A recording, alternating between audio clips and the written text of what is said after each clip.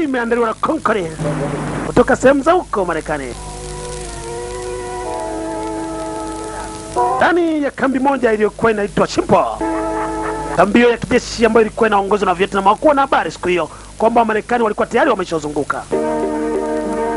Kwa vile kambi ilikuwa mikononi mwa Marekani, wa Vietnam baada ya kuiteka walijisahau, wakisahau kuweka ulinzi kuzunguka maeneo yote ya kambi. Hali hiyo iliwapa nafasi wa Marekani kuweza kunyemelea na kuisogelea kabisa kambi hiyo. Kamanda Chung Kung Chui wa Vietnam ndiye aliyekuwa anaiongoza hiyo kambi. Vietnam walikuwa wameshanyemelea na kuja sehemu za karibu. Kamanda Chung Kung Chui alikaa katika shughuli zake za kucheza karata. Hakuwa anajua kwamba siku hiyo amezembea katika swala la ulinzi.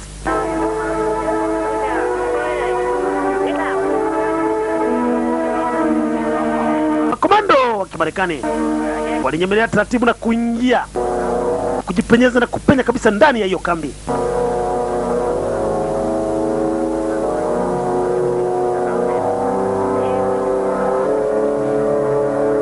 Kazanjeni mrambesi kisu. Kamata! Chinjiri mbali. Na ni kazi ya kuua kisailenza.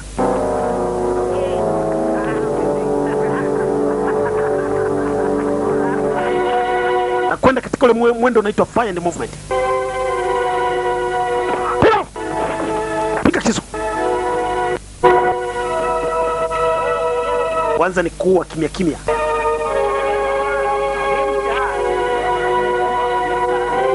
Saa hizo ilikuwa taza msosi. Piga kisu.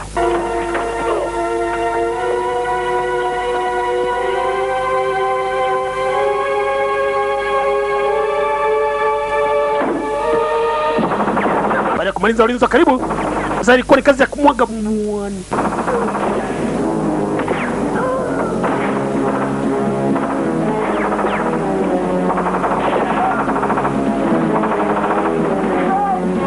Kamanda Chung Kung Chui alichomoka na kucheki mambo gani. Alikuwa ametoka sehemu za Cambodia, wengine walikuwa wametoka sehemu za China, wengine walikuwa wametokea Urusi kuja kuwasaidia wa Vietnam. Kambi ilivyohamia na Marekani. Baada ya Marekani kuwa wamefanya uharibifu huku wakiwa wameshazunguka kambi, walianza kuwamwagia shaba.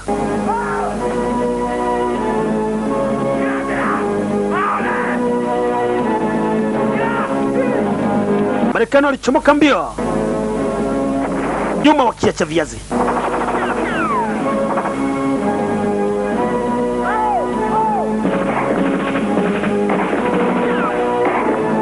Baadhi ya askari wa Kirusi walikuwa wanawasaidia wa Vietnam, walikuwa wamesalia ndani ya kambi, walianza kuwakotoza wa Marekani ambao tayari walikuwa wameshafanya uharibifu mkubwa, na kamanda wa kambi hiyo alikuwa tayari ameangamizwa.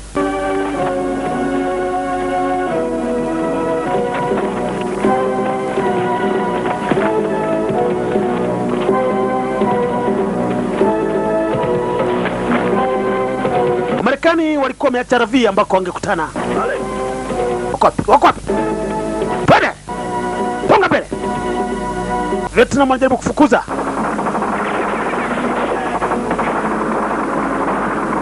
Katika kuretreat, Marekani walienda wanamalizia, wanaweka ambush, wanapiga, wanaondoka.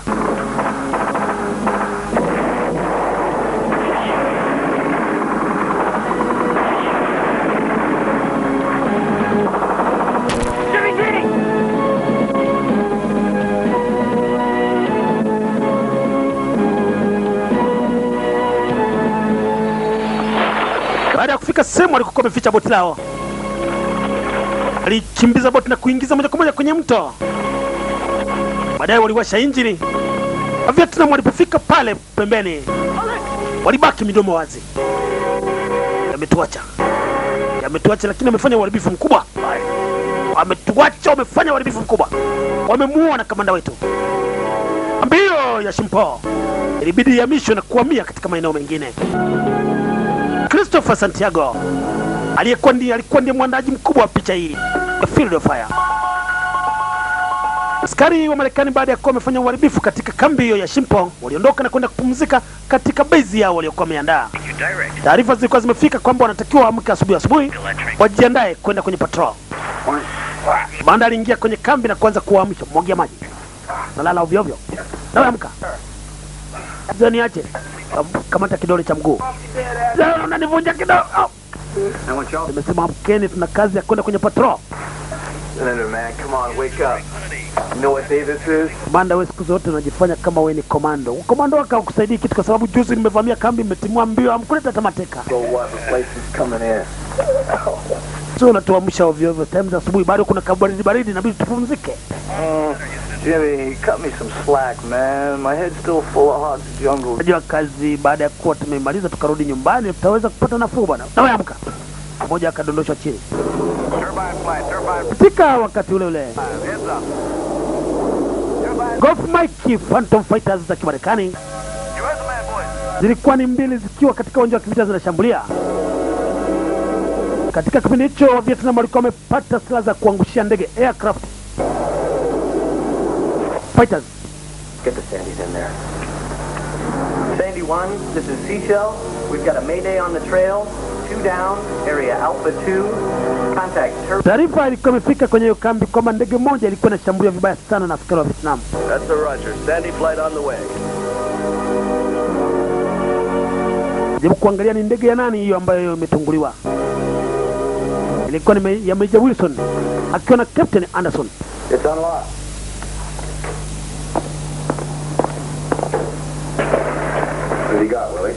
Major Wilson from the 388 just went down over the trail. Major Wilson pamoja na Anderson wamedondoshwa chini na majeshi ya Vietnam. Taarifa tuliyoipata ni kwamba Major Wilson ameweza kupona na ndio tunamsikia katika radio call. Horn, the NKP, Willie. I want a maximum rescue effort. Kamanda katika sehemu hiyo jaribu kupokea ripoti kutoka kwa kamanda mwenzake kimjulisha mambo yaliotokea katika uwanja wa kivita. Major Wilson anaweza kuchupa na parachuti na kuwa ametua katika upande mwingine. Captain Anderson yeye alitua kwenye mti. Vietnam wakawa wamemnasa. Baadaye wakaipata radio call iliyokuwa kwenye mkono wake, kwenye mfuko wake. Vietnam walisikiliza mawasiliano ambayo yalikuwa kwenye radio call walioipata. Major Wilson baada ya kuwa amedondoshwa na parachute, ndege yake ikawa imetunguliwa, alificha parachute na kuchukua radio call yake na kuweka mfukoni, mbio kutafuta sehemu ili aweze kuita msaada aje kuchukuliwa.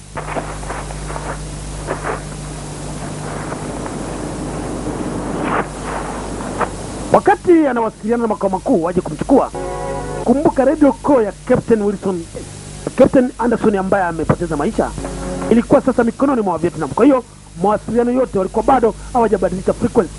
Hivyo walikuwa wakiwasiliana, wanaweza kusikika na maadui.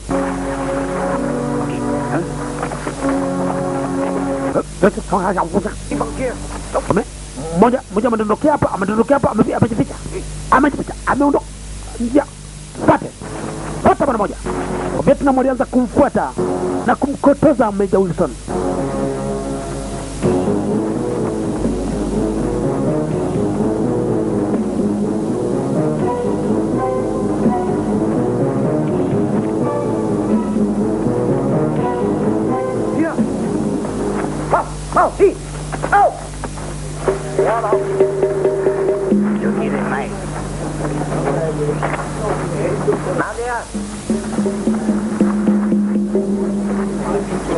Major Wilson aliweza kuteki cover katika kichaka huku akiona Vietnam wanahangaika kumtafuta. Sandy, this is Iron Hand. Mimi hapo najaribu kutuma mawasiliano. Mimi niko huku nimejificha kwenye kichaka. Sandy, Iron Hand is down son from that. Wakati anawasiliana na Major Wilson wa Vietnam walikuwa namsikia mahali alikokuwa. Najaribu kuambia Grade Principal alikokuwa ili waje kumchukua. Vietnam baada ya kuisikia Grade Prince waliondoka sasa kufuatilia kule alikodondoshwa Major Wilson. Katika barracks ya jeshi wa Marekani ndani ya base, taarifa zilikuwa zimefika kwamba Major Wilson alikuwa anahitaji msaada wa kwenda kumchukua au kumrescue kule msituni alikokuwa anafukuzwa bado na Vietnam. Armstrong.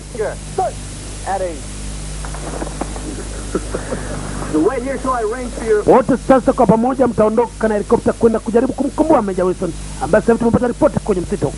Subirini mara moja helikopta itakuja, mtaondoka.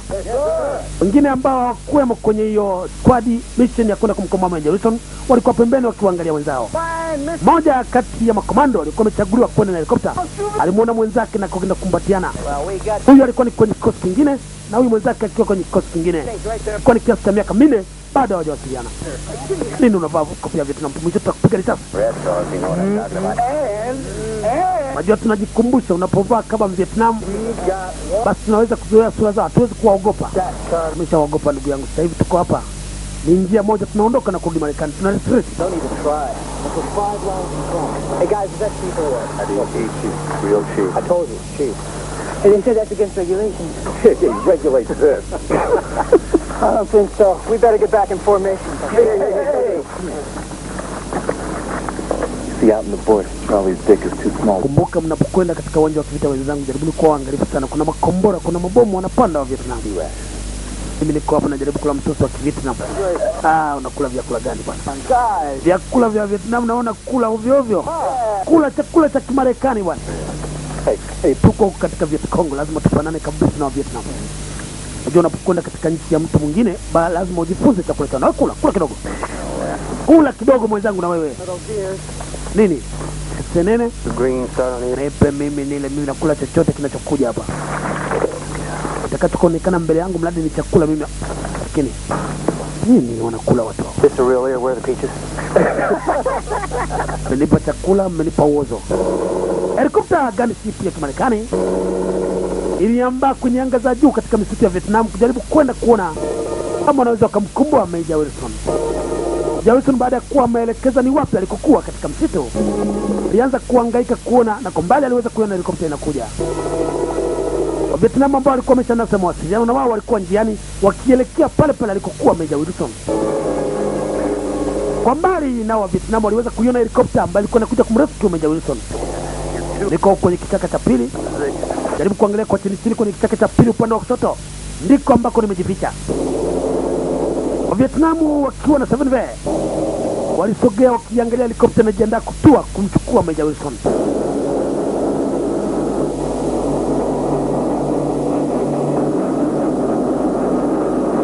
Sasa msogea kwa piga kombora. Wilson kabla ya jump toka pembeni. Walianza kuwashambulia kwenye helikopta kabla hajatoka. Komando alijaribu kujibu mashambulio. Kombora la kwanza la 7V likokota. Vipi mkwaje? Kingfisher, this is Seashell. Kingfish, mnasemaje? Mmemchukua vipi? Piga kombora. Helikopta ilipigwa kombora ikasambaratishwa. Ama komando wote 9 waliokuwa kwenye helikopta wakaenda na maji. Tunataka kumpiga Major Wilson. Akapiga mmoja. Alianza kukotoa Major Wilson. Msaada sasa hakuna. Mwana mmoja. Piga sasa ya mguu. Akamaliza. Kuona lingine baada ya mambo kuwa magumu, Major Wilson aliendelea kukotora. Jesus Christ, what next? General Company au David Carradine. Kwenye kambi alikokuwa sasa alianza kuchanganyikiwa. Baada ya kuwa ametuma makomando na kusikia kwamba hakusikii tena jibu, ilimpa hali kwamba au makomando aliwatuma bila shaka ndege yao imetunguliwa. Sir, I've had jungle unit training. I know our operations. I can keep us in touch. Kamanda, tusianze kubishana sisi kwa sisi. Tunatakiwa tena ni kutuma operation nyingine ambayo ende kujaribu kumkomboa basi, kwa sababu bado tunampata Major Wilson katika radio. Anazungumza kwamba helikopta mlioituma kabla haijamchukua imelipuliwa. I'm the world's worst general. Afande, saini tuondoke. Put me in on this. Permission, mimi nitaongoza tena skori nyingine. When I do, sir. Tutakachotakiwa kufanya ni kwenda kutua mbali na alipo Major Wilson, alafu tutakwenda kumpata kwa kutumia mguu. Sisi ni mfano soja. I'll do anything to get. Mawazo yako ni mazuri sana. Unaweza kusaidia. Okay, Willie. Sasa tutafanya kazi hiyo Wile. For the army. And if I can't think of a reason. Koplo Wile ilibidi aondoke akiwa na Sera Gofu Tango Duncan. Pia pale. Katika kundi hilo alikuwemo kijana mmoja aliyekuwa Sergeant Hawk. Sergeant Hawk alikuwa ni Vietnam aliyejifanya kujiunga na vikosi vya Marekani akiwa anawasaidia. Kumbe Sergeant Hawk alikuwa ni msaliti. Yeye taarifa zote ambazo walikuwa wanazipata hapo kwenye base alikuwa anaweza kuzituma kwa kutumia radio siri aliyokuwa ameipita katika mapishi yake. Yote ambayo alikuwa anazungumza pale kwenye base, Sergeant Hawk alikuwa anachomoka taratibu na kwenda kuwajulisha Vietnam wenzake. Lieutenant Reynolds, he's General Simmons' aide. He's going to be overseeing the mission. Mpango wa general wa kuondoka na kwenda kutua mbali na aliko Major Wilson ni mpango mzuri, utafanikisha kabisa ndani ya operation nzima ya kumkomboa Major Wilson. You need training in Panama. He won't help you out here. Training aliyopata Major Wilson ni nzuri kiasi kwamba anaweza akajilinda katika msitu kabla sisi hatujafika.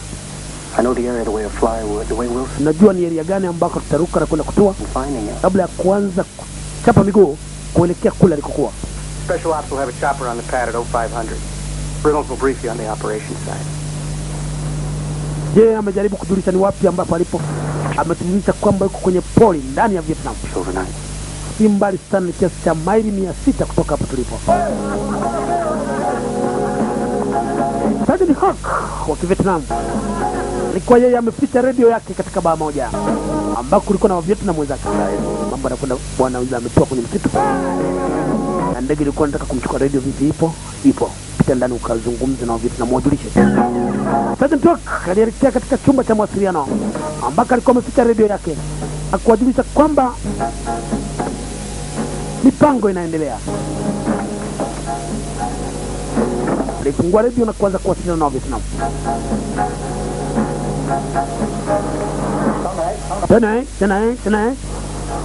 Tena, hoko, mega. Mimi ni Sergeant Hawk na wajulisha wa Vietnam wenzangu kwamba mambo ni mazuri huko. Wametuma tena squad nyingine kwenda kumkomboa huyo meja. Bado hajaingia mikononi mwetu. Card 1. Oh, really? How many missions you flying? Mission ilikuwa inapaswa kuondoka saa za asubuhi kwenda kufanya drone attack. Hivyo ilipaswa Wamarekani wapumzike kwanza kabla ya kuondoka. Na wakati wa mapumziko kama kawaida inabidi watu wacheze channel. Ndani wakati wanacheza channel, utani wa aina mbalimbali ulikuwa unaendelea. Kila mmoja pale alikuwa anajiona kama komando. Kila mmoja alikuwa anawania kuelekea katika uwanja wa kivita. Badala ya mmoja kuweka pesa pale alikuwa anacheza channel, aliweka kombora. Paka nimeweka kombora, pesa zimeishia katika mfuko. Mwezi ukaweka kombora, wakati unajua kombora likiibuka tunakwenda wote. Hata hivyo tumekushinda. Una kitu. Bwana nakuona wewe upokee zawadi kidogo. Hizo zawadi nadhani inakufaa kamanda. Zawadi nzuri. Kadhalika mchezo umekwisha, sasa tujiandae kwa safari. Here's Wilson went down right here. Ramani inatuelekeza kwamba kamanda yuko katika eneo hili. Ndani kila mmoja anaweza kanisikiza kwa makini. Sababu kila mmoja amesoma ramani na kuelewa kwa makini. Kwa hiyo nina uhakika tutakapoondoka hapa tutakwenda kwa nguvu moja na kupata maelekezo yangu wakati wote wa safari kwenda kumkomboa Meja Wilson. Escape radio is short range, so we'll try to make contact when we go in. Jambo la msingi la kuzingatia wakati tuko katika misitu ya Vietnam. Can't kila mmoja kuwa na tahadhari lolote ambalo tutaliona njiani. Jaribu kugusa kitu mpaka upate amri kutoka kwangu. Atakaye kwenda kinyume na jinsi ninavyoelekeza, sita kumlamba saba. Wangu wa kuku wakati wote utakuwa standby kumaliza yote ambayo atakuwa undisciplined wakati tunasonga mbele. Bando unajua siku zote tunapokuwa na wewe katika uwanja wa kivita tunafuata amri zako. Na kwenye uwanja wa kivita ndani ya Vietnam, makamanda wanakagua vikosi vyao. Uvaje kofia. Vaa kofia nzuri.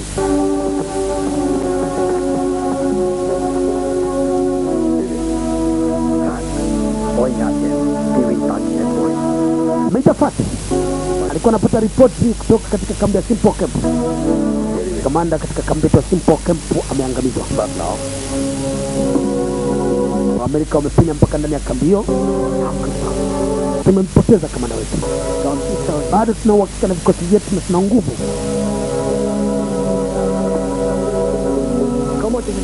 Hatuna uwezo Meja Hawk kwenda katika njia na kuweza kumzuia bwana kabla hajapelekwa. Anajua silaha nyingi sana za Kimarekani. Hivyo inabidi tumkamate mzima.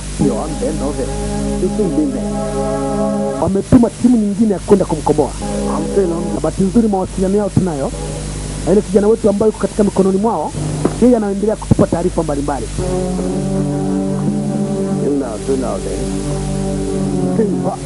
Tunaondoka sangapi? Asubuhi na mapema tunaondoka.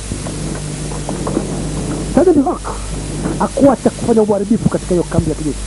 Alijua kwamba wanatumia mawasiliano katika kuwasiliana. Alikwenda katika radio moja na kujaribu kuidestroy, kuiangamiza. Akatoa baadhi ya vitu na kuondoka bila wenzake kumuona.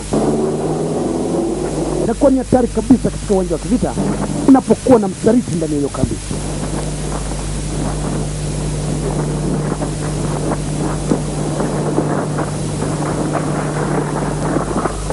Wakati patrol inaondoka sasa, kiongozwa na Sierra Group Tango Duncan. Taarifa zilitumwa vile vile na Sergeant Park, msaliti adui aliyekuwa amejipenyeza katika jeshi la Marekani, kuwajulisha kwamba helikopta imeondoka ikiwa na makomando wapatao 6.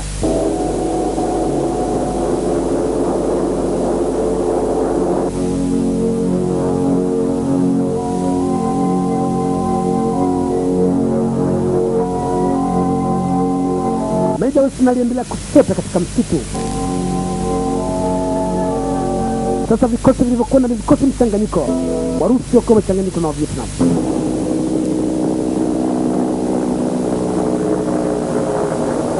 Estimate my position approximately. Niko katika sehemu fulani ndani ya position 240-79. Nataka kunichukua mpika katika maeneo haya. Naelekeza kule ndiko helikopta itakapokuja. Janja aliyokuwa amewapa Sierra Golf Tango Duncan kuwasaidia badala ya kwenda kutua pale walikoelekezwa. Sierra Golf Tango Duncan ambaye ni komando alielekeza helikopta itue mbali kiasi cha maili kama 10 kwenye msitu wa Vietnam.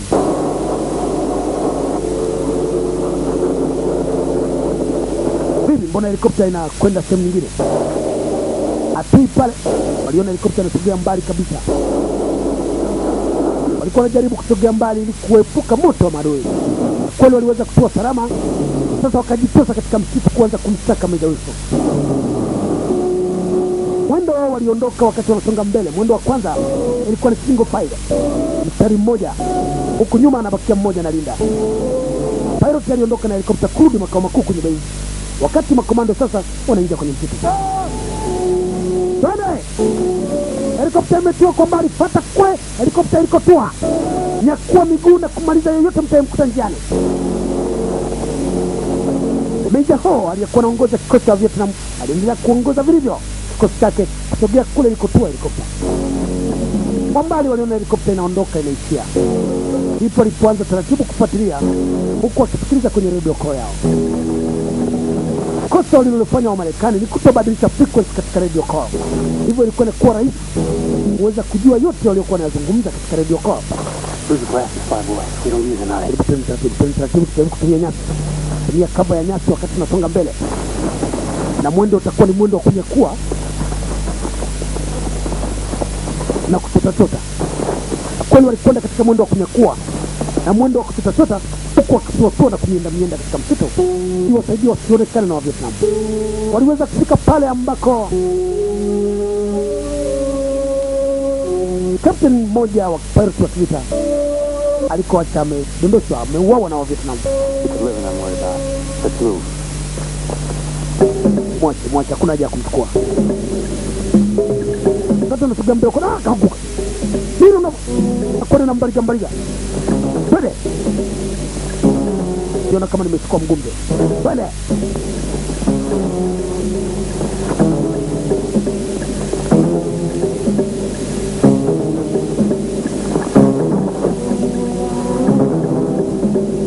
Kwa mbali waliona mtu kama anaingia kwenye kichaka. Nani niambiwa Vietnam ni nani? Twende. Songa mbele huku tunalindana.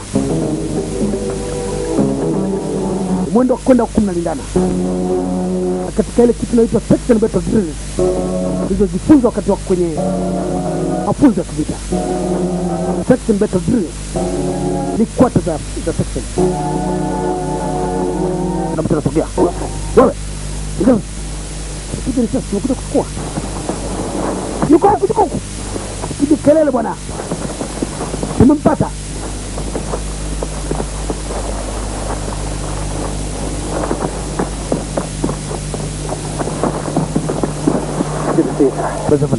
Vipi?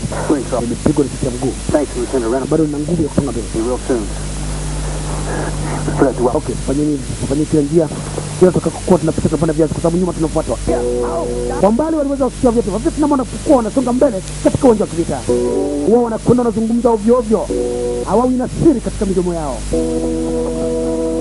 Sergeant Duncan na group lake la makomando wapatao 5 yake akiwa ni wa 6. Sasa wameongeza Meja Wilson akiwa ni wa 7. Nyuma walienda wanapanda viazi ili kuwasalimia Vietnam waliokuwa nyuma wanaofuata. 100 yards out in close.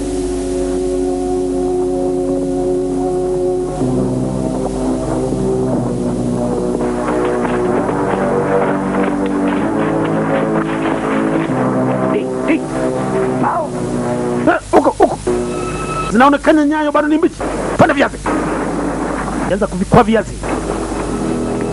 Yaani kulikuwa panda kiasi kingine. Panda kiasi kingine. Mimi nauchukua mtama na kuwarusha juu angani. Picha ni Field of Fire. Nalitokana na mkanda wa video take. Yoko katika majengo ya sokoni.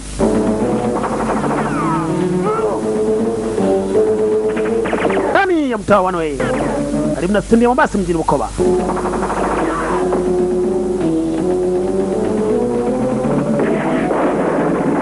Pamoja na kutupa makombora ya 7V. Marekani waliendelea kuwadhibiti vilivyo wa Vietnam.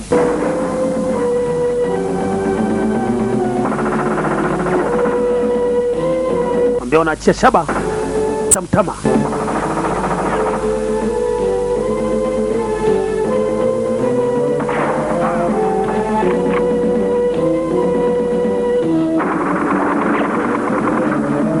Bunduki za Marekani za rashasha zilikuwa na uwezo wa kuachia risasi 240 kwa dakika.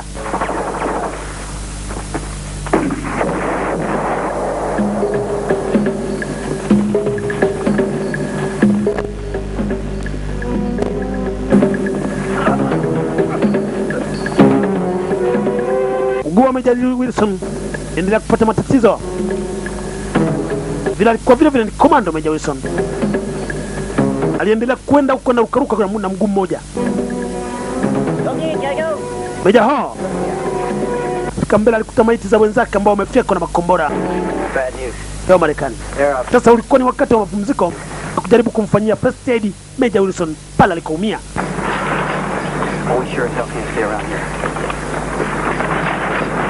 Afande, wakati tunapumzika umepanda viazi, nimepanda viazi vya kutosha. Nimeweka walinzi. Nimeweka walinzi gani? Walinzi ni viazi. Kabla hawajatusogelea watapambana kwa hizo viazi. Either makes it or he doesn't. But you can bet your ass you won't if we stay here. Hefe. Primo. There's no way the groups will be able to translate Hefe and his cousin. Escúchame, tenemos mucho problema aquí. Let's do it.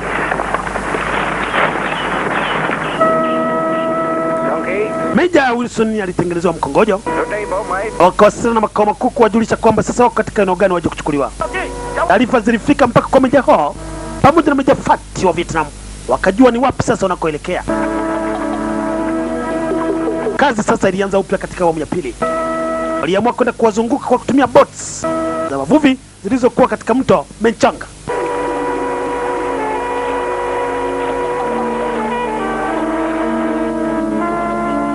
Upande mwingine wa majeshi ya Marekani katika uongozi wa Sergeant Tango Duncan, na wao walikuwa wanasogea katika mto Menchanga.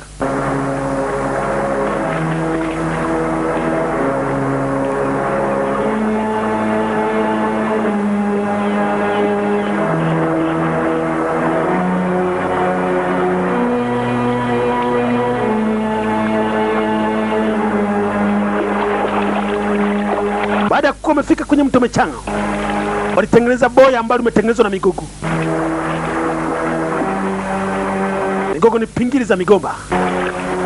Kusogea pale alikokuwa Meja ili waone kama wanaweza kumvusha, kwa sababu mguu wake bado ulikuwa unapata matatizo makubwa. Alikuwa amevunjwa mfupa. Lala juu tukusukume. Lala ukiyumba utazama humu, sababu kuogelea uwezi. Kwa mbali nao wa Vietnam wanasogea katika eneo lile lile walikokuwa makomando wa Kimarekani. Meja baada ya kusogea mbele akayumba. Tumbukia kwenye maji. Ikawa ni kazi sasa ya kuokoa maisha ya Meja. Doga atafundwa na maji. Katika hangaika alikuwa ameshakunywa kama bakuli 6.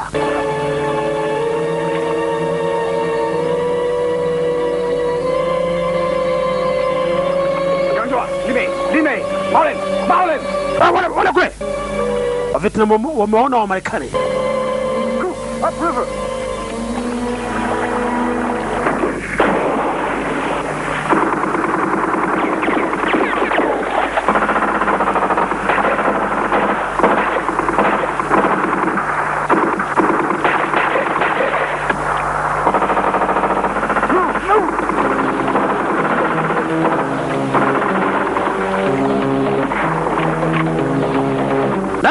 makomando wa Marekani alikuwemo mniga mmoja aliyekuwa anaitwa Sekenke.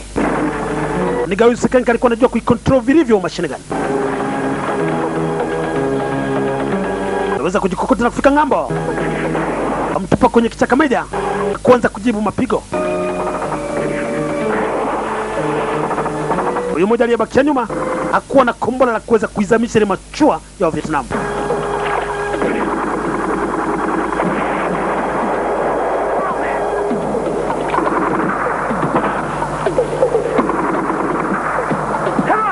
Bwana nitupia kombora. Akamtupia kombora. Kacha kombora. Piga mtumbu wa Vietnam. Ukasabaratika ukabakia mtumbu mmoja. Bado wanakwenda wa Vietnam, bado wanabakia na mtumbu mmoja. Tunaendelea kuwa pali ngumu. Hefe. Wache wenzetu waende. Sisi tupambane nao kwanza huku.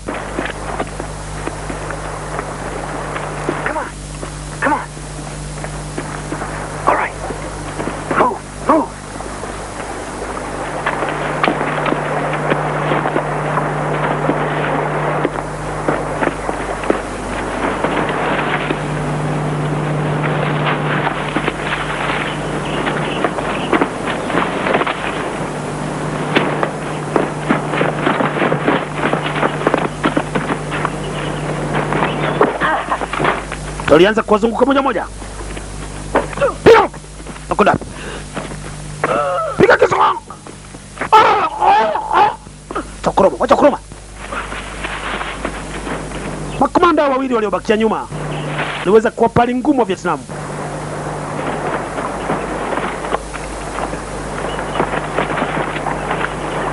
Bado Sekenke na yeye anaweka hali ngumu.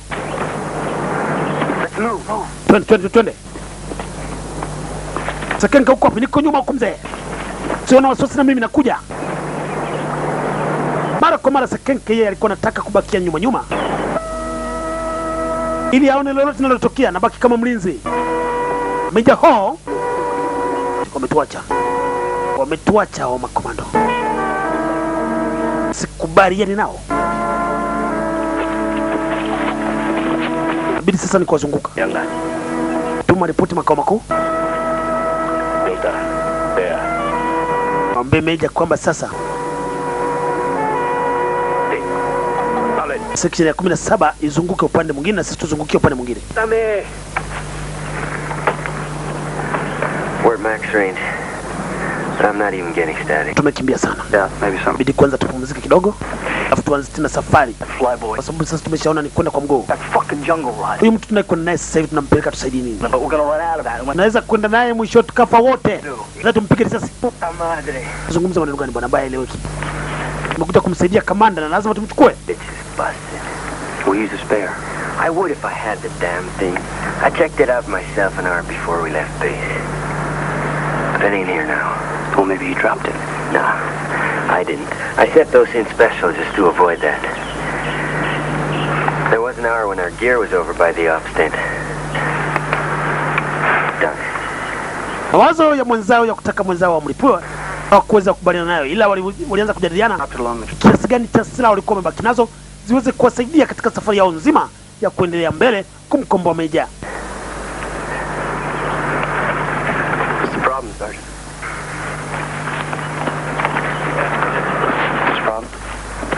The problem is, we're out of radio contact. Your flyboy over there is probably going to lose his leg. That's if he lives. Tutakwenda naye pamoja na mguu wake ni mbovu. Tutaendelea kufanya mawasiliano na makao makuu kuwajulisha kwamba tunakaribia katika maeneo fulani. Emergency radio. The USAF fights over here every day. We can tell Charlie exactly what. Nilivyokueleza ndivyo utakavyotekeleza. Hakuna ubishi. Utaendelea kuwasiliana na radio kuwajulisha sasa tunakwenda wapi. Now. Utafuata amri yangu kama vile ninavyokueleza, usifuate amri nyingine. Nadhani unanielewa. Ndio kamanda. Since you're the expert here, Sergeant Duncan, what's your fucking plan? Plani yako ni ipi, Sergeant Duncan? Tunaweza kufika watu fiki. Tutamchukua Meja kwa vyote vile mpaka tufike naye, hata kama atafika mtu mmoja. Lakini Meja lazima afike.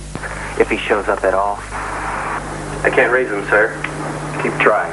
Makao makuu General Coleman ambaye ni David Carradine aliendelea kuchanganyikiwa kwa sababu sasa mawasiliano yalikuwa ni magumu kati yake na hiyo platoon ambayo ilikuwa imekwenda kumkomboa Major Wilson. Major, or anybody won't give you what you want, you let me know. There's a team of air command standing. Timu ambayo tumeituma ambayo katika uongozi wangu sasa hivi sielewi iko wapi kwa sababu mawasiliano yamekuwa ni magumu. If you need them. I hope that won't be necessary, sir. Sasa kamanda, inawezekana kwamba kuna matatizo katika sehemu yote makao makuu, inabidi tufanye uchunguzi. Kule alikokuwa General Coleman David Carradine, walianza kutia mashaka kwamba inawezekana kuna mtu anayeuza taarifa kutoka makao makuu. It's a long ridge. Pande sasa pale tutapanda vipi? Cafe. Tumejifunza mafunzo ya kikomando. Tutapanda pale kwenye mlima na kutokea upande wa pili. Kuzunguka wa mlima tutachelewa kwa sababu hiyo ni shortcut ya kupitia pale mlimani. Set up a block and tackle. Kule juu kunaonekana kama kuna kitu tunaweza kwenda tukafunga kamba. Tukampandisha kwanza majeruhi alafu sisi tutafuata nyuma. Komando mmoja alipandisha kwa juu aende kujaribu kuweka kamba alafu baadaye na wao waanze kupanda. Kumbuka bado nyuma wanafuata na Vietnam. I don't know, Sergeant. I gotta have some shit. Give me some morphine. No way. Look, I can't give you that. I gotta keep you moving. Do you understand? Sisi wakati tunapandishwa kamanda tutaendelea kudumisha ulinzi kwa nyuma. Get you up that fucking hill. Usitie mashaka, ulinzi ni mkali hapa tulipo. Pamoja kwamba tunaona wachache, lakini kazi yetu ni kazi nyeti. Tumeaminika kamanda kuja kukuchukua.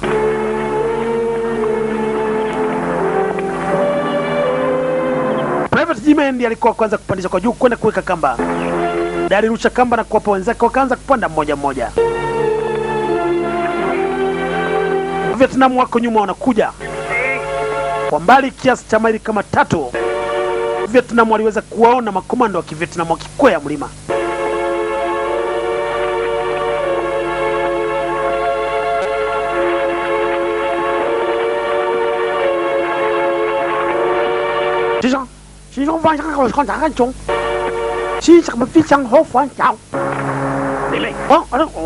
Wanapanda mlima. Wako wanaonekana wanapanda mlima, wanapitia pale kwenye mlima. Tuwai mara moja kwenda kuwafyeka kabla hawajafika juu. Can't wait to get back to Minnesota. I never see you in the fucking jungle again. We'll get you soon. And if there's 3 of us on the rope, it'll be easy. Vuta wenzetu. Wa Vietnam waliomba wenzao waende kuzunguka upande wa pili wa mlima, na kweli wakatumia vikosi vingine vija kusaidia katika kuimarisha nguvu ndani ya uwanja wa kivita.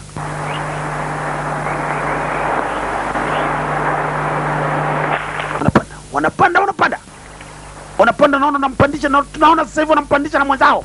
Meja wanampandisha, wanamchukua mzima. Kimbia tuzunguke mlima, tuzunguke.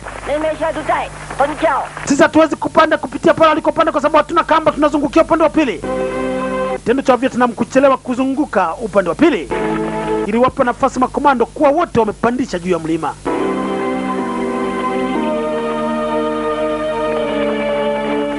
Vietnam wanazunguka kama maili 6 kwenda kuwazunguka upande wa pili. Komando wa mwisho akawa anapandisha.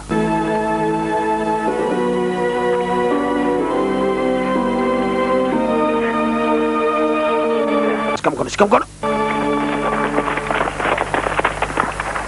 Baada ya kuwa wote wamefika juu, sasa ilikuwa ni kazi ya kupandisha mizigo yao. Ndani ya mizigo ndimo kuliko kuwa na silaha pamoja na makombora na viazi.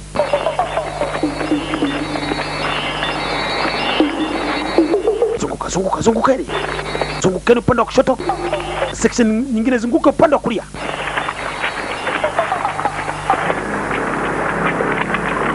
Komando kila mmoja alichukua silaha yake na kuhakikisha kwamba ameweka full magazine.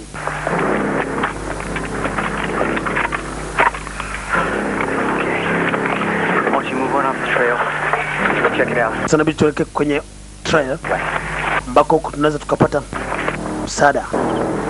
Moja, Jimmy jaribu kwenda kucheki kama tunafuatwa au bado. Jimmy ambaye alikuwa ni private alitumwa nyuma kwenda kuangalia kama kweli wa Vietnam walikuwa nyuma wanafuata. Kumbuka wao walitumia njia ndefu. Jimmy kujaribu kucheki chini, aliona kweli askari wanakuja. Na mbio kwenda kuwajulisha wenzake.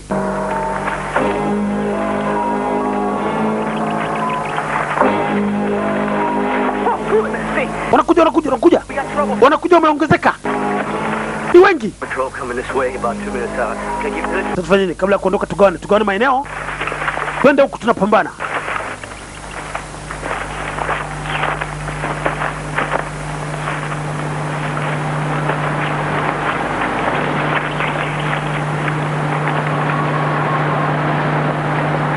Vietnam walikwenda mpaka mbele wakaweka ambush.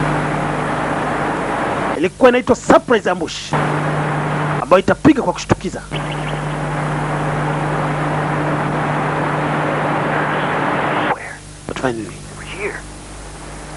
Mbona hawaji? Inaonekana wametiki cover kwenye nyasi ni? Hapana, nyasi zinatikisika pale. Ni wao wanatikisa nyasi. Sasa kila mmoja nisikilize mimi hapa nilipo. Tutaondoka katika mwendo wa crawl. Wote tutaondoka, tunateki cover kwenye nyasi. Fuate mimi. Ondoka mwendo wa crawl. Mwendo wa nyoka. Kumbe na Vietnam kule alikokuwa na wao waliondoka mwendo wa nyoka, kujiburuza chini. Bahati mbaya wa Vietnam walikuwa wamepata mafunzo barabara ya kucrawl. Walikuwa na crawl kuma tako yameangalia juu.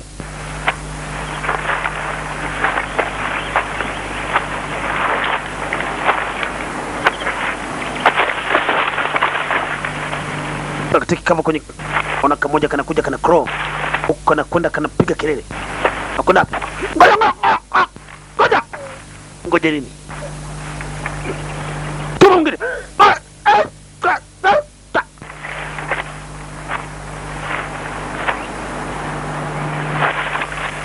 Kuna vingine vinakuja. Nakwenda matako yako juu. Unaona kuna? Ngoja.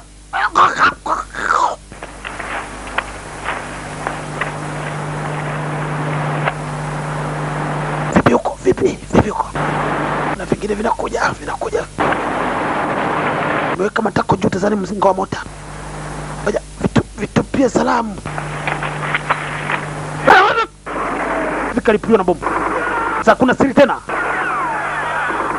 Kumwaga vitu.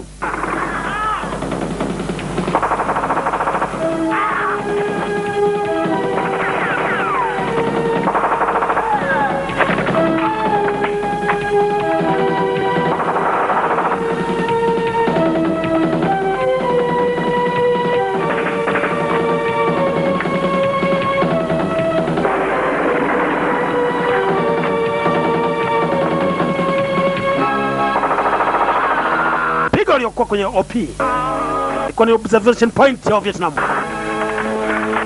Ifekele mbali. Acha. Tumemaliza. Nilikusaidia mimi wange kumaliza. Walikuwa kwenye mti wa kuangalia juu. Nimewafundisha siku zote mimi mnaangalia juu. Wa Vietnam wanapenda sana kupanda kwenye miti. Đồng chí. Aba wako huko.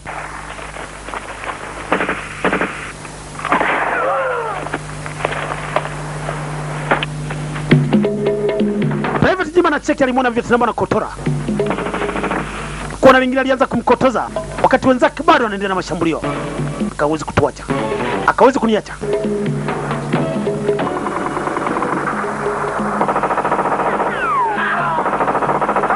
Ndani ya bunduki walikuwa wamepakia zile risasi zinaita katamtama. Katamtama ikikukwangua, unaruka juu kama futi 2, unapiga matako chini na kuzama kwenye ardhi.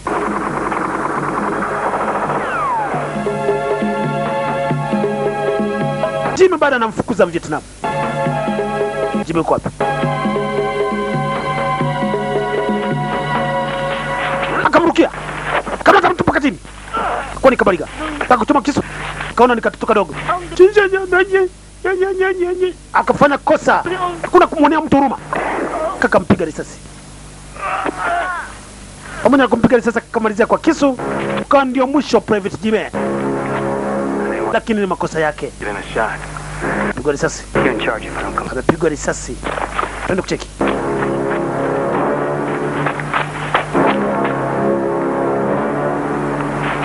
Jaribu kutafuta ni wapi ambako amesikia risasi inalia.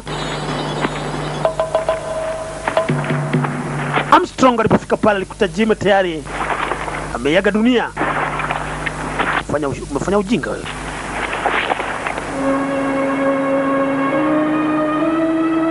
Komando walikuwa 6, sasa wamebakia 5. Tumepunguza nguvu. Nguvu imepungua katika kikosi chetu.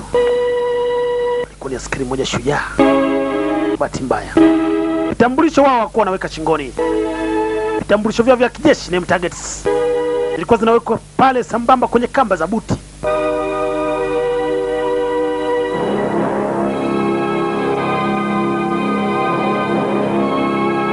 Karibu kabisa na sehemu ambako wanajeshi hufunga geta au hufunga patris katika majeshi ya zamani. Baada ya kuwa wameifyeka platoon nzima ya Vietnam, makomando wa Kimarekani wa chini ya uongozi wa Sierra Tango Duncan waliendelea tena na kusonga mbele, bado wakiwa na majeruhi wao Major Wilson. Major Wilson alitengenezewa mkongojo, akawa anajikongoja taratibu. Sasa wanakwenda kwa uangalifu.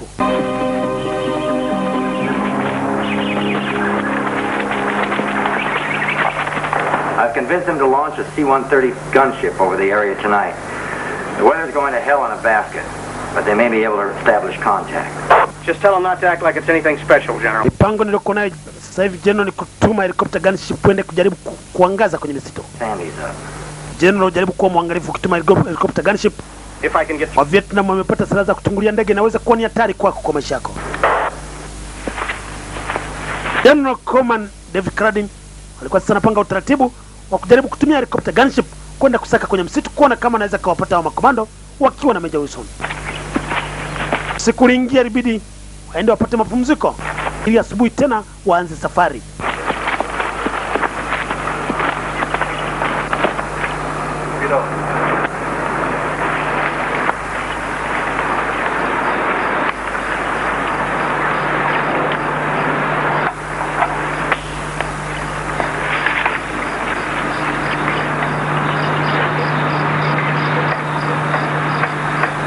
Safari ya asubuhi yake ilikuwa inapaswa wachukue mpaka sehemu ambako kunaitwa Ben Hua. Ben Hua ndiko ambako wangepata msaada wa helikopta ya kuwachukua pamoja na mwenzao aliyomkomboa.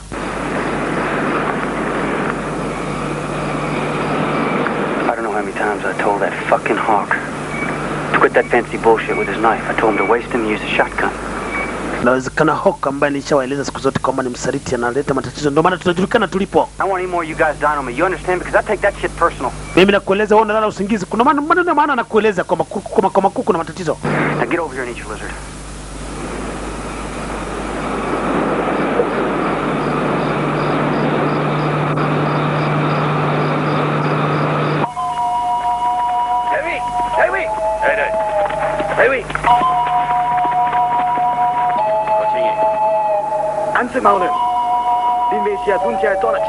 Wanaelekea Fort Ben Hua. Taarifa tuliyoipata kutoka kwa ripota wetu wanasema wanaelekea Fort Ben Hua.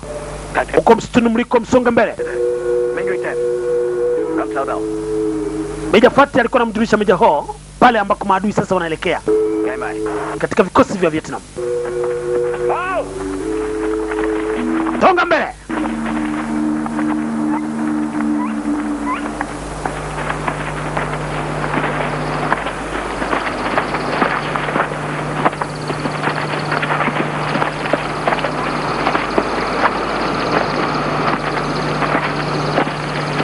Baada ya Vietnam kupata taarifa kwamba sasa wanaelekea katika Ben Hua kutoka katika sehemu yao ya Haiphong. Haiphong ndiko kulikuwa na vikosi maalum vya Vietnam. Waliamua sasa kuongeza nguvu katika front line yao ili kuweza kuwadhibiti makomando hawa.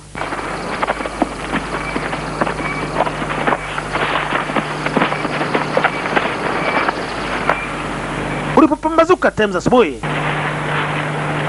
komando waliweza kufika katika Fort Ben Hua. Fort Ben Hua, magofu ambayo yaliachwa zamani na komando mmoja aliyekuwa anaitwa Ben Hua Vietnam. Sierra Tango Duncan pamoja na kikosi chake sasa wakiwa wamebakia na makomando watano pamoja na Major Wilson ambaye alikuwa anachechemea, waliingia katika Fort Ben Hua. Ripoti zilikuwa tayari zimefika katika vikosi vya Vietnam na wao wanaelekea pale Fort Ben Hua. Vikosi viwili vya Vietnam pamoja na kingine ambacho kimekuja kuongeza nguvu walikutana katika Ravi, sasa wanaelekea nao kwenye Fort Ben Hua. Sisi ni wenzenu, tuko hapa tunawasubiri ili tuvamie Fort Ben Hua ambako ndiko maadui walipo. Major Fat iona kwa mbali vikosi vinasogea, vikosi vya wenzake.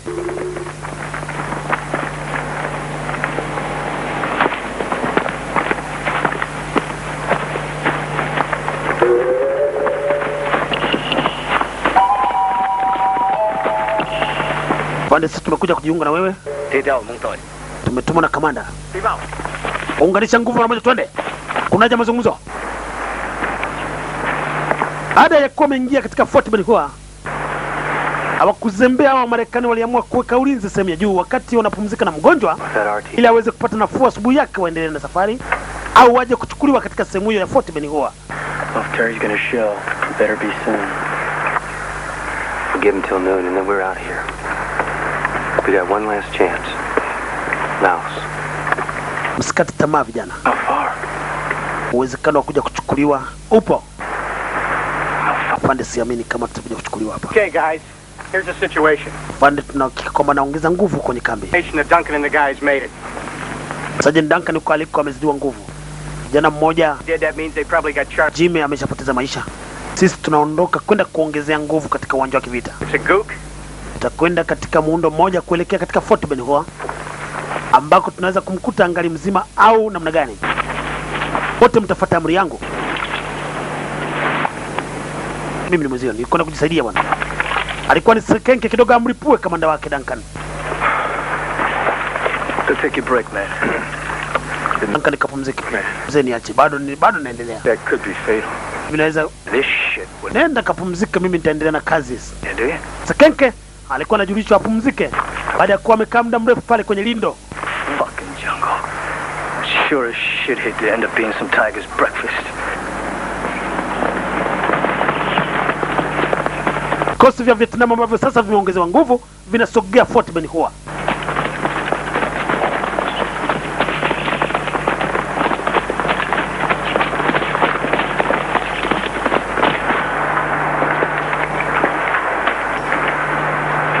What's going on? Vipi hapa umekwaje?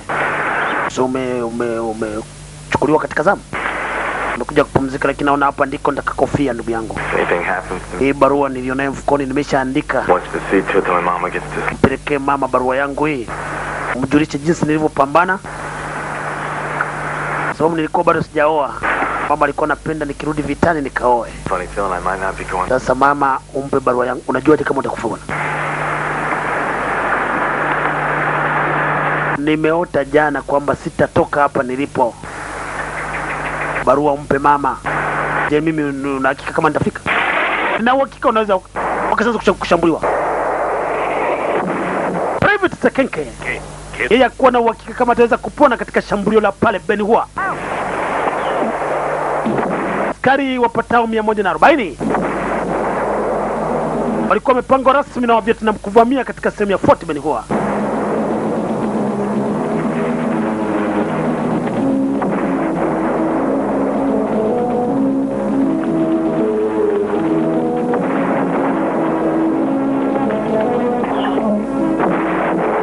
Silaha walioitumia wa Vietnam kama kawaida ya mbinu zao, walikuwa wanatumia silaha ya mota. Ile mota yenye milimita 72. Sekenke kwa juju aliendelea kuwa pali ngumu kwa kipiga na ama. Anapiga huko na ama Sekenke. Duncan anafanya vitu vyake. Pande mwingine na dogo anaotumia salamu.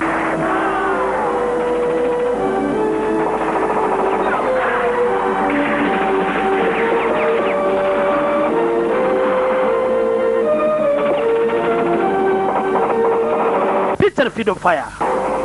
Na uweko maneno ya Kiswahili na Captain Derek Gaspar Mkandara. Rufu kwa mabambija.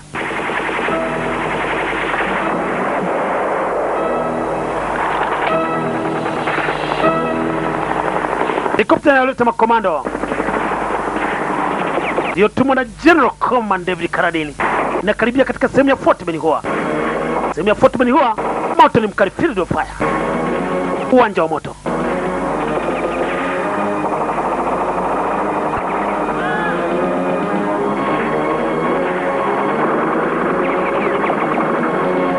Pamoja na makomando kufanya fire and movement, Vietnam bado waliendelea kusogea. Wanafyekwa lakini wanakuja. Sekenke alipambana. Jaribu kupiga huko na huko, akapigwa risasi Sekenke. Jikokota akaanguka chini. bado ni mzima Sekenke. Ni wenzetu wanakuja kutupa msaada. Teremka hapo, mteremke mbali kidogo ili mwazunguke maadui. Teremkia upande gani? Nimewaambia kwamba mteremkia upande wa pili, kuna maadui. Helikopta ilianza kushambuliwa. Sasa tufanyaje? Amisheni hapo mlipo, msogea upande mwingine, mtaangamizwa hapo. Wana makombora ya 7V, ama hapo mlipo. Ameni mwende sehemu nyingine. Pamoja na kueleza waliamua kuteremka, lakini moto ukawa ni mkali. Kamanda Sergeant Makofia akamwamrisha pilot, inuka, sogea upande mwingine.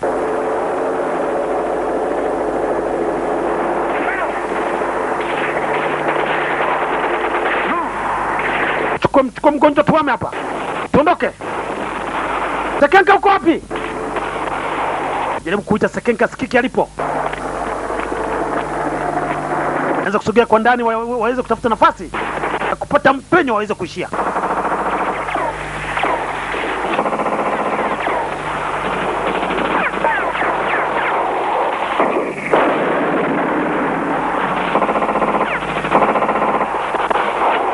Sekenka sasa anajiandaa, kaweka mashine gani yake sawa. Anamimina Sekenke. Pigwa kapuka risasi, Sekenke akadondoka. Sekenke. Abade. Sekenke. Vipi? Niache. Niache. Niache, mimi nishakueleza, nimekupa ujumbe. Niache, siondoki mimi. Wewe kama unakwenda nenda. Mimi nataka nife nao.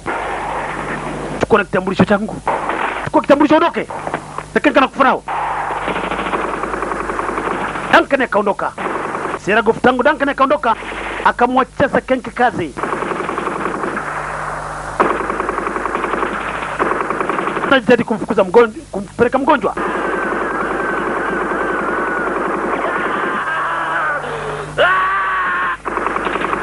Anamsikia Sekenke akipiga machine gun mpaka kadondoka chini. Kuna machine gun imenyamaza. Sekenke amekufa. Na kweli ulikuwa ni mwisho wa Sekenke. Kambi ya Fort Benhua ikawa imevamiwa sasa na vikosi maalum vya Vietnam. Sierra Goff Tango Duncan pamoja na makomando wanne bado wao wamekimbia, wameponyoka kupitia katika mpenyo.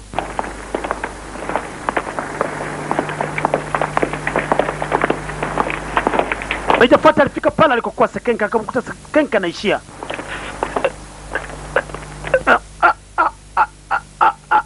Wacha kukoa. Acha nikumalizia. Piga risasi akammalizia. That's our only chance. At least we got friendlies in there. You think that border will make any difference to the NVA? Sasa tuende katika upande gani? By God, so will I. Kama mtu anasogea pale na wasikiliza. Ngoja tufunge mlango, unajua pote zetu. General. Duncan, huyu mtu ni mtu ovyo sana. Duncan amenieleza kwamba kuna mtu anatusaliti hapa. Amekisia kwamba inawezekana ni Fati ndiye analeta tuma taarifa kwa maadui. Sasa taarifa zote tunazotoa zinakwenda, inawezekana ni How the hell could he have known that? Kituone anakwenda wapi? Sasa hivi ameondoka. Ametusikia tunazungumza, ameelekea kwenye baa. Na kila mara akisikia tunazungumza anaelekea kwenye baa. Kwenda kufanya nini? Anaenda kunywa.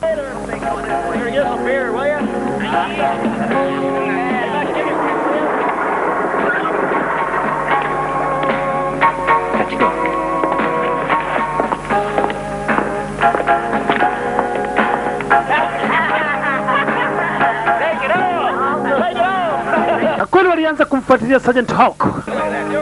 Alikuwa na asili ya Kivietnam. Uona wapi anakoelekea.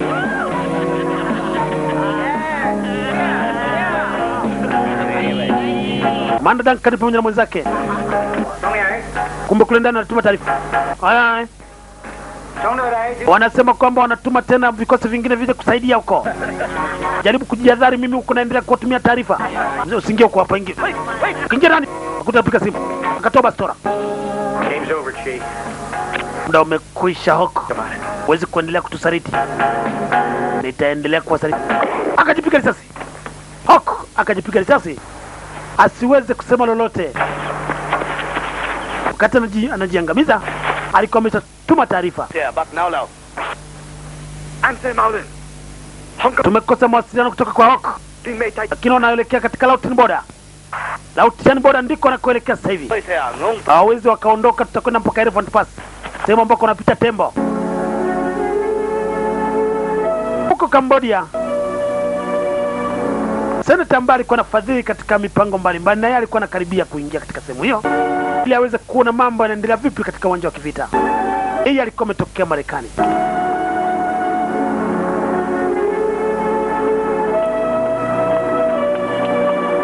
The Air Force can send choppers to Laos, I would. Look, I have now talked to everybody in this organization. Got to understand that we must make another attempt to find these people and get them out. But I've been telling you, General, all my choppers are committed to other operations. If I could spare you one, I would. But we know they're out there. Sisi operation ambayo tunaendelea nayo ni ya kuwachukua askari wote na kuondoka nao kupitia katika Cambodia ndani ya uwanja wa Laos. Major firefights right in the area we know they'd have to be coming through. Lakini hatuwezi tukaondoka mpaka tuhakikishe Meja Wilson naye tumeondoka naye, kwa sababu yuko bado mikononi mwa makomando wetu. Excuse me, General. Gone tomorrow, I'm taking a chopper. Siwasikilize wa raia ambao hawezi kutupa misaada wa aina yoyote. Hawezi kutoa ushauri wa kikomando, wao ni pesa tu. Charlie will make you sketch. Sasa tufanye nini, kwa sababu mambo yamekuwa ni magumu. Hata helikopta tunasikia kwamba imeshindwa kumchukua Meja. Lieutenant Carradine aliyeact kama General Command, pamoja na kuwapata kama senator kutoka Marekani ambao walipitia Cambodia, haikuweza kumsaidia. Yeye aliamua moja kwa moja sasa kuchukua uamuzi wake peke yake. Komando bado walikuwa kwenye msitu wanasota.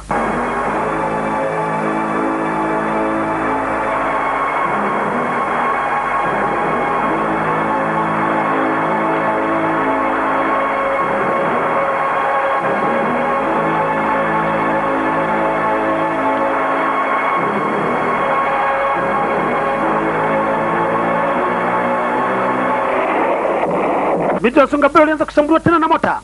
Kwa mshabaki makomando wapatao 4. Mota za Vietnam sasa zilishambulia usiku.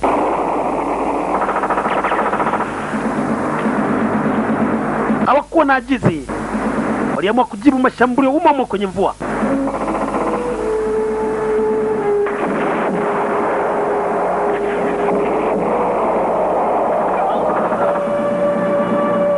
Bado anamkokota Meja. Alimtupa pembeni Meja ili kujibu mashambulizi. Meja mkamka, twende. Mguu sasa ndio na kuibuza. Twende Meja.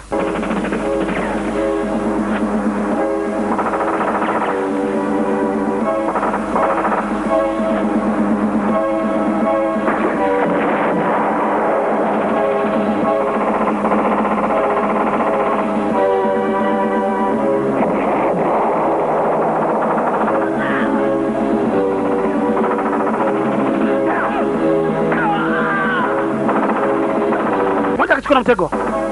Alikuwa ni mmoja msaidizi wa Sergeant Tango.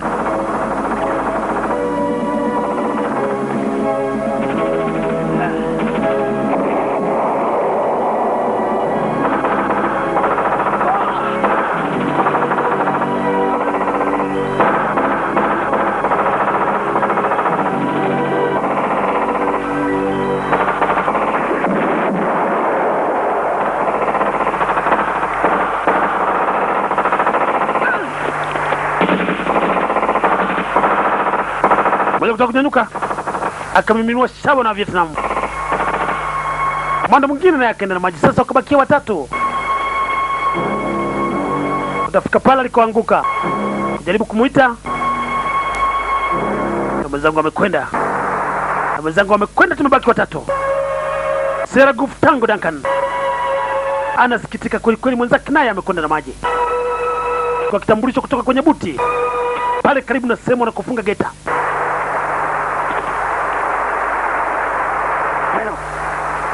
Twende. Twende.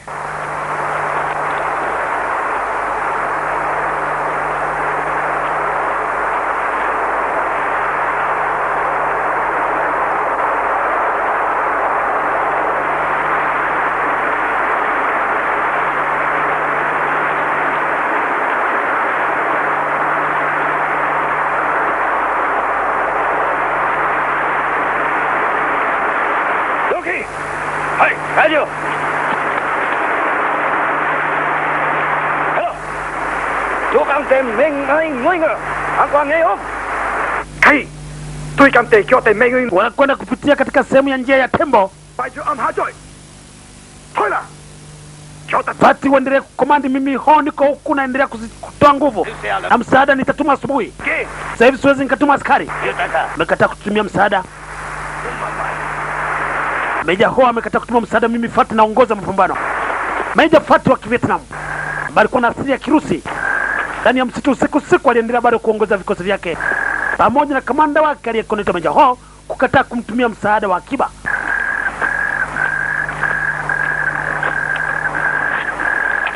Vipi afande, namna gani? Nasikia yangu na pande usirie afande. Siria, tutakwenda pamoja kama tumebaki watatu. Hata mimi nimepigwa risasi ya mkono. Funga damu zisitiririke, nitatumia mkono mmoja. Unanifurahisha sana unapokuwa kwenye uwanja wa kivita. Unapiga risasi kiutamu. Mimi nasikia kichefu. Twende. Wewe nipumzike. Hatuwezi kupumzika hapa afande. Sababu nyuma tunafuatwa na maadui. Haya mke. Ni janga la dakika sumu. Hakuna cha dakika sumu ya afande. Tunafuatwa na maadui. Angalau nipumue. Nasikia kama nataka kujiarishia. Ngoma.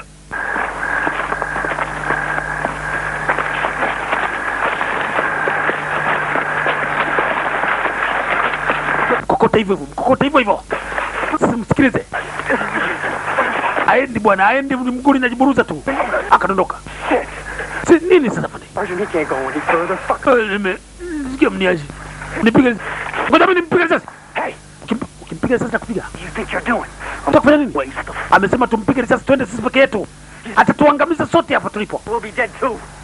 Sasa haiwezekani. Sergeant, you tell your Buddha boy there to drop. Mimi ni sergeant ndio naongoza. Ndio na amri ya mwisho. Ukipiga risasi na kufikiria mbali. Kwa siku zote muendelee kuwa mbishi. Afande, inaonekana kama akili zimefyatuka kwenye kichwa, zimesogea kwenye matako. Hebu kumwangalia kwa makini huyo. Nataka kuwa msaliti. Inawezekana akili zimetoka kichwani zimekwenda matakoni. Sasa afande, mimi nimekuambia kwamba tumuue. Pumba. Piga kibao kingine. Mimi nimfyatua risasi ya mguu hapana. Ngoja kwanza. Kwanza nimshtua akili zitoke matakoni zirudi kichwani. Akili zimerudi. Na kuuliza akili zimerudi. Na ati ilikuwa imelegea kwenye kichwa. Afande. Tumechanganyikiwa. Sababu nimeua wa Vietnam. Umeua nini? Umeua nini? Tumekuja kufanya nini huko? Tumekuja kwenye misheni gani? Turudi bila mtu. Fadhali wote tufa, turudi bila kuona mtu yeyote. Yeye kamanda lazima tumchukue. Turudie tena mchezo wa namna hiyo.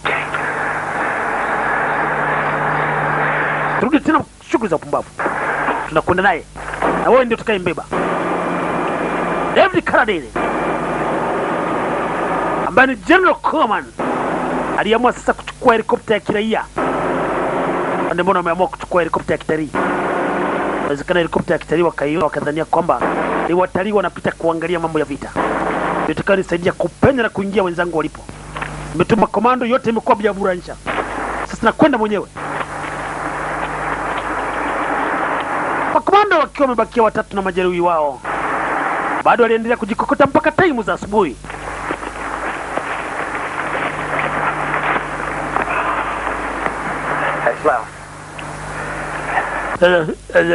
Mimi mniaje hapa?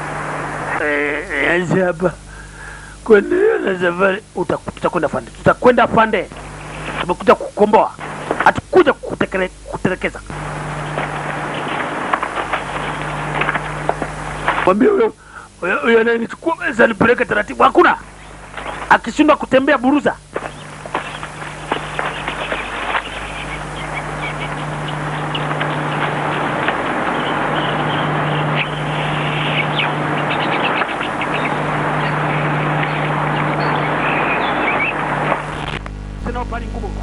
Wanajaribu kukotora, wakachukua kava pembeni. Meja wakamtupa pembeni, wakaanza kujibu mashambulio. Wamepigia wapi? Cover me. Nipe covering fire, mimi nakwenda mbele. Duncan anasogea mbele. Naambia wenzake wawili waliobakia nyuma wampe covering fire. Nataka asogee pale waliko wazunguka kwa nyuma. Endelea kunipa covering fire, mimi nawasogelea. Afande, tunakupa covering fire, songa mbele. Kwa mnapiga upande wa kushoto kwa nyuma huku, ili wasinione kama nawatokea kwa nyuma. Duncan anakwenda.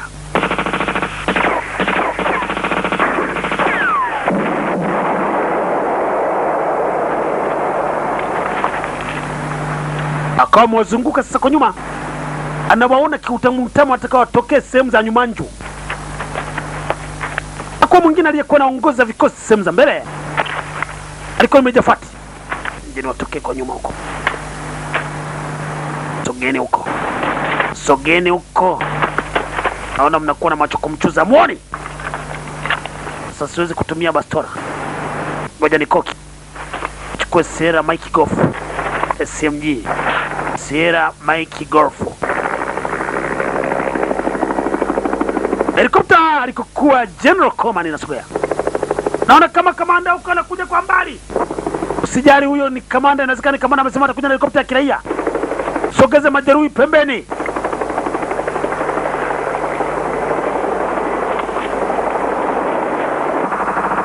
Toke kwa nyuma. Naweza kushambulia.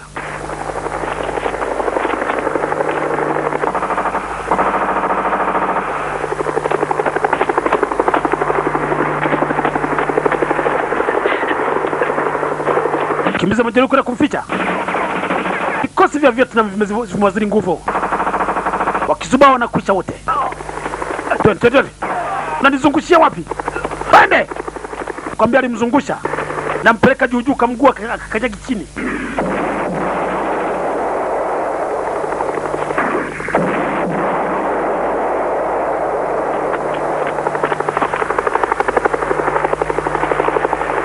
Sierra Golf Tango Duncan.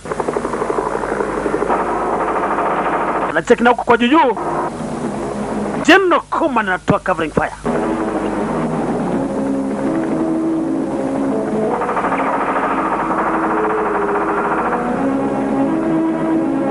Wanashangilia. Ilikuwa ni msaidizi. Pigwa risasi. Alishangilia baada kuna helikopta. Duncan anacheki. Aliona unamalizia. Akadondoka chini. Sasa wamebakia makomando wawili peke yake. Ghafla alikoanguka komando mwenzake. Duncan hakuweza kuamini macho yake. Alikuwa ni msaidizi tu IC. Shangilia nini bwana? General kwa juu anatoa msaada.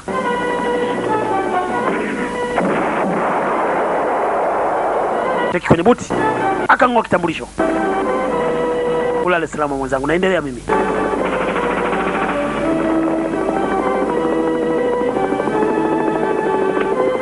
Private dogodogo. Yeye ndiye baada alikuwa amemshika majeruhi Meja Wilson. Pande wa pili Sierra Golf Tango Duncan anapambana peke yake.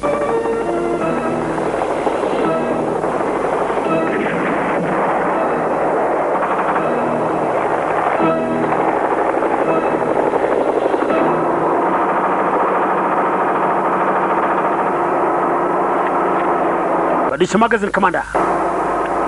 Akaweka lilo kombora la kubonyeza.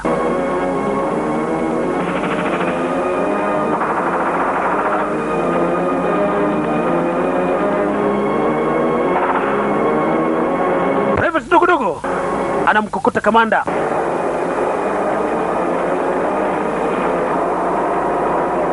Sasa nasikia mguu kama limekufa ganzi. Nakwenda kama limti. Ipachika hivyo kwenye ardhi. Twende afande. Kwa chini General. Aliweza kumuona majeruhi. Akawa anasogea kula aliko anazuia maadui wasogee ili aweze kumchota.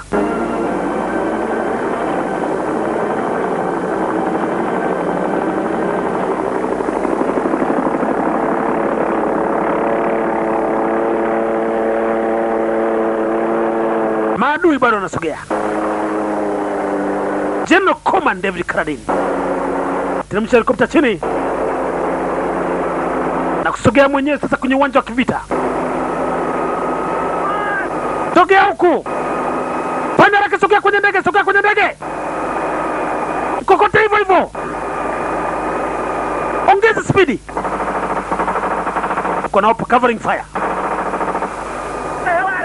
Pale. Seragov tangu kwa hiyo atumuone afanye. Ele kampeleka kamanda. Afande wangu. Afande general. Kule kwa juu. Helikopta. Ikiwa na Meja Ho. Helikopta ya Vietnam ikiwa na Meja Ho. Ilianza matatizo. Afande Karadin general. Ilianza sasa kupambana. Akawaambia wenzake kwanza wajifiche.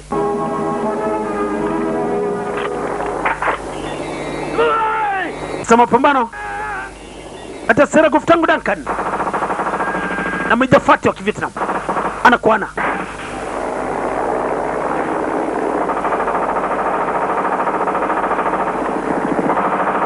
General sasa anapambana na helikopta ya Kivietnam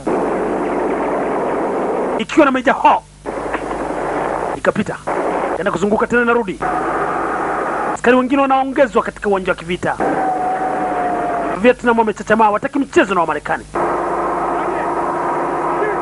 Nimeongeza troops nyingine na mimi niko juu. Jaribu kuzuia mtu asiweze kuchukuliwa. Sisi tuko kwa chini tunajaribu kumtafuta. Meja Ho, endelea na kazi. Meja Fati hatumsikii tena. Meja Fati tayari amemalizwa na Seragov tangu Duncan.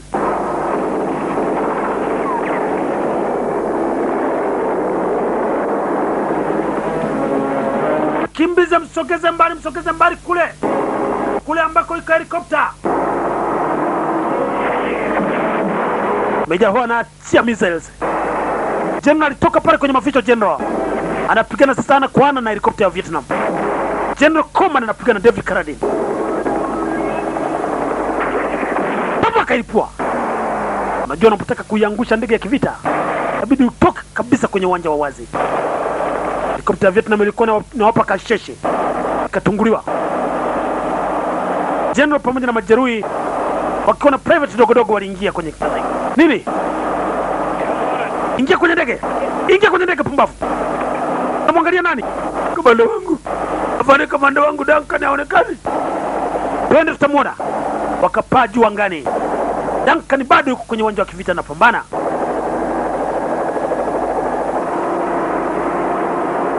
Maadui wanakuja kuona kuimoza. Paka mbaliga zimeangalia mgongoni. Huko kwa juu ukawa na umwagia muani.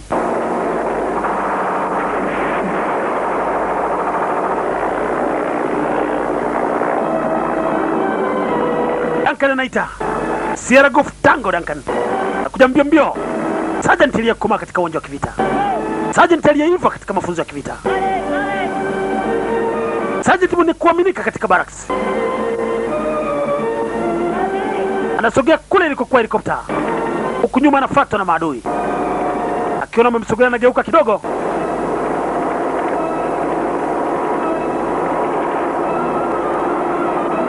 Anakwenda mbio. Na huyu hapo. Kudoka kamona. Teremsha chini yuko. Huko. Niteremshie kamba. Vietnam nyuma wanakuja na nguvu moja. Mabegani wakiwa wamebeba 7V. Wamlipua Duncan au walipua helikopta. Teremsha, msisimame, mnichukua mzima. Wakamkamata mkono. Akamata kwenye vyuma kwenye helikopta. Helikopta ikusimama ikawa imemchota. Tazani ndoana inachota samaki. Wakamchukua kiutamu huku General akiendelea kuwamiminia vitu. Seragov tangu Duncan. Yeye akawa ameingia kwenye helikopta. Kati ya makomando 6. Makomando wawili akawa wamekamilisha kazi wakiongozwa na General Coleman. Teki vitambulisho ya wenzake wapatao 4. Wenzangu wamekonda na maji. Pamoja kama nimekamilisha mission. Lakini wenzangu Siwaoni tena bande. Siria bwana mdogo. Ndiyo kazi ya kivita. Picha tu ya uwanja wa moto, field of fire. Hapo ndipo inapofikia mwisho. Imewekwa maneno ya Kiswahili na captain wa kivita Eric Gaspar Mkandara. Kumaba Mbeja.